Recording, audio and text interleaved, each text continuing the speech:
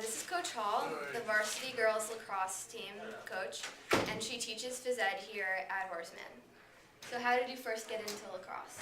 I started playing when I was in 6th grade. My friend's mother signed me up, and she's the one who got me interested. And ever since then, I love the sport. And then you played in college, right? Yeah, I got a scholarship to Hofstra University. My freshman year, I was a member of the all-rookie team, and then I became a captain my senior year. After that, I was an undergrad assistant there. I went on to coach at Harborfield High School on Long Island. I coached a JV team, and then I came here. Where did you grow up? I grew up in Pennsylvania, Delaware County. I went to Ridley High School. It's about 2.5 hours from here. If you drive like me, 2 hours. Not very far. And yeah. Kobe Bryant went there. Yeah, he was in a rival You school told me by that me. he Yeah. dunked. Yeah, he dunked in my school and he signed my sneaker.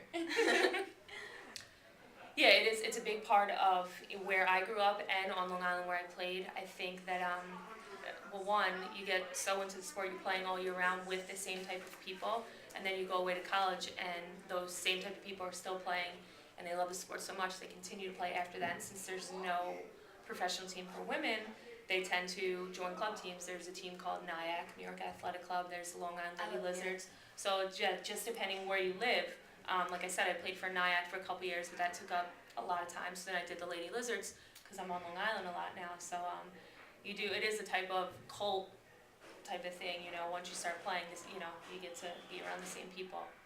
And especially where I came from, I didn't grow up on the main line, not from, there's these places, Conestoga, Radnor, where they're very wealthy, and they were in our so-called league, and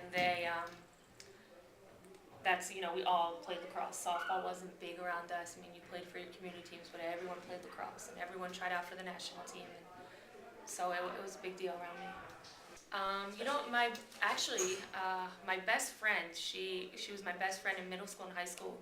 I remember her parents making her take like 100 foul shots a day and hating it. My parents would be like, do what you want, and they wanted me to be active and they wanted me to do well in school, and I was just the type of person that liked to play sports. They never made me.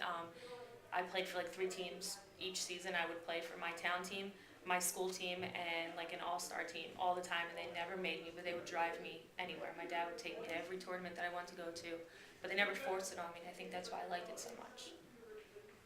Did you ever hit a bump in your career? Yeah, plenty. Actually, when I was in high school, I wasn't very confident. I think I'm a much better player now because I am more confident. I wish I could go back and play. But my sophomore, junior year, meeting with counselors, they had me going to state schools. They had no idea that I was capable of playing, at a collegiate level, let alone a Division I level. So I was like, whatever, I'll just go with it. And then I started getting offers when I started playing outside of my high school team because my coach didn't really do much for me. But yeah, and that was a big bump in the road. Just when you hear like, oh, you can go to Millersville or you can go to, and they're all great schools, but I wanted to do something, a little bit bigger. So that was a kind of a bump in the road. You get a little bit upset when your guidance counselor, is telling you, well, these are the schools for you. But I overcame that, so that was good. What inspired you?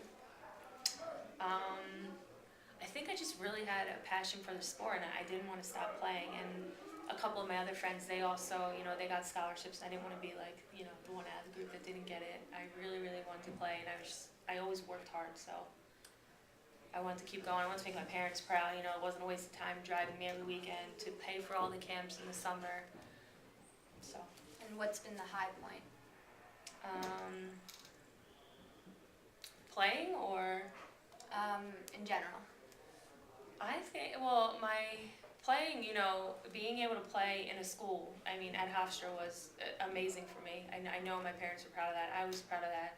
But even coaching here, coming fresh out of college and being able to be a head coach of 2 varsity sports, I think is huge. It's been a great experience, and it's been a big accomplishment in my life.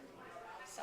When you applied right out of college to all these schools, did you choose Horace? What was the reason why you chose Horace Mann? I really wanted to stay in New York, and like I said, this is nothing. Horace Mann is a community that I had no idea what it was about. I read about it, but this is a completely different experience than me growing up. You know, I went to a public school, and we weren't academic based. We were sports, and academic second.